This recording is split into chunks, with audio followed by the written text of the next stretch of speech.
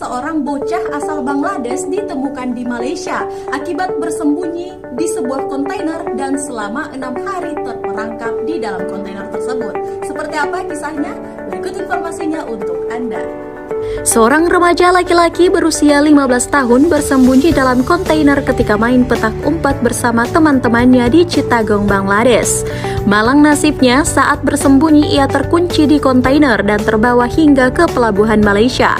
Dilansir Indie Times, Jumat 27 Januari 2023, cerita berawal pada 17 Januari 2023 saat menurunkan peti kemas dari kapal Bangladesh. Staf Port Klang, Malaysia terkejut melihat seorang anak laki-laki kurus yang kebingungan keluar dari salah satu peti kemas. Anak laki-laki itu tidak berbicara atau mengerti bahasa setempat, yakni bahasa Melayu. Kemudian pihak berwenang yang mencurigai bocah itu korban dari organisasi kejahatan perdagangan manusia segera memanggil polisi.